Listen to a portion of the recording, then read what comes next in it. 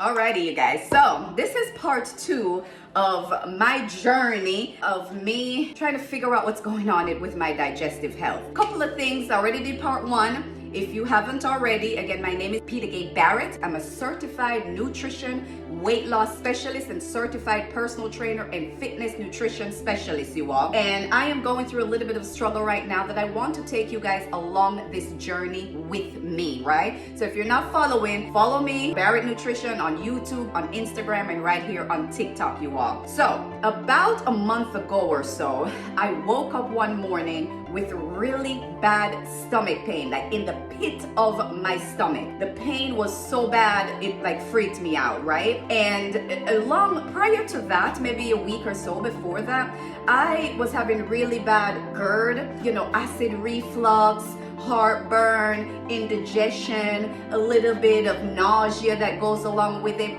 And to put it all into context, I have always had digestive issues, and hopefully I didn't confuse you guys in part 1 when I mentioned the H. pylori and the ulcer. Those were back in probably about 10-12 years ago, right? Back in my mid-30s, so probably a little over 10 years ago. I had those issues, right? Changed my diet, cleaned myself up, and for the most part it went away. Always had digestive issues, little bloating, little heartburn here or there, right? But I cleaned up my diet significantly. And in this part 2, I wanted to tell you guys some of the things that I did to clean up my diet that took the bacteria away. Of course, I had to be on medication, right? Took the bacteria away, helped to heal my gut. I had ulcer as well, right? So I started making a healthy smoothie every day. It was around that time that I started making a healthy smoothie every day. I minimized the spicy foods that I eat. I am Jamaican, so I love spicy food, so I minimized the spicy food that I ate.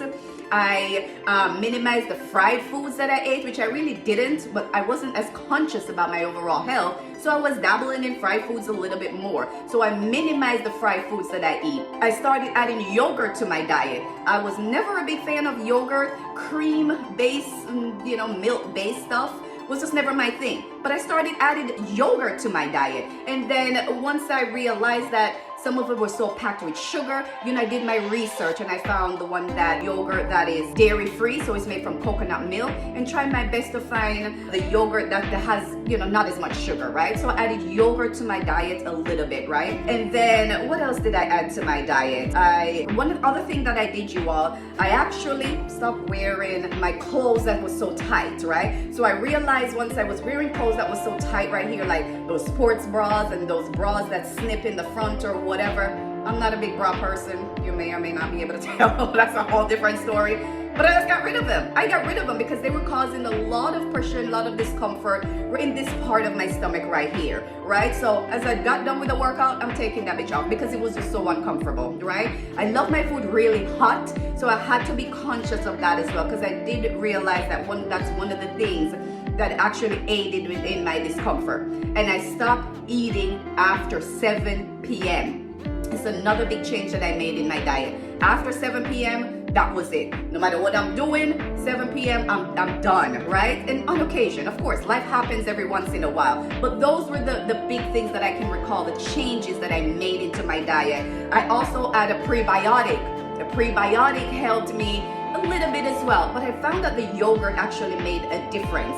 Another thing that I added, you guys, was aloe vera. I found that kind of had that healing sensation, that healing feeling in my gut. So I was adding aloe vera to my smoothies as well. So for those of you who may be going through this right now, you have to change your diet, you all. You have to change it up a little bit. I'm not saying you can't have fried foods, right? But for me, adding the smoothie eliminated, and having it in the mornings eliminated a lot of the crappy stuff that I was eating. I stopped eating meat as well. I completely, at that point in my life, because my stomach was so fucked up, you all. When I say it was really bad. That H. pylori, which I will talk about somewhere down the line, when I say that bitch wreaked havoc on my stomach. Half of the world's population have this bacteria in their stomach, that H. pylori. And when I talk about it in another video, I am going to tell you where I think it came from for me, and when I realized that this is probably where this thing came from. But half of the world's population have H. pylori. Some people it does not bother at all, but some people like myself who got the digestive crap going on from birth, it affected me, right? And it just wreaked havoc on my body. So, but adding a smoothie in the morning helped me when I to eliminate the bacon that I was eating.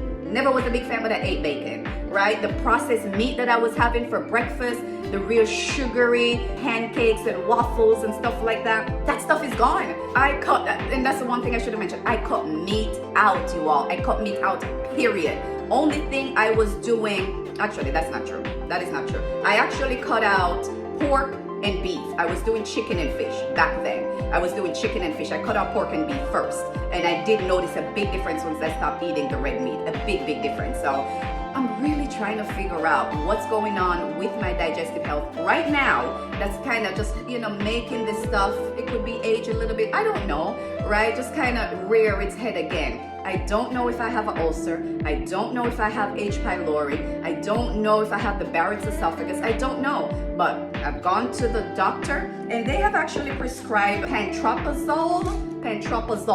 This is prescribed for me. And this is supposed to help with the acid in my stomach. It's supposed to help in case I have an ulcer. Help with the ulcer if I do have one. And just help with heartburn and indigestion. I'm supposed to take one of this before my meals every day. And I've started to take it and I have noticed some difference. I am not gonna lie, because that pain that I had to do something about it. But this is part 2. I feel like I'm just keep going on and on. This is part 2. Stay tuned for part 3 as I go along this journey of, you've heard what I did back in the day to help me, but now this stuff is kind of rearing its head again. We're going to talk about what I'm going to do once I find out what's going on with my stomach. We'll talk about my doctor's results and what I found from my doctor and the other additional tests that I'm going to have to do to get to the root cause, just to see what's going on with my stomach. So this is part 2. Stay tuned for part 3.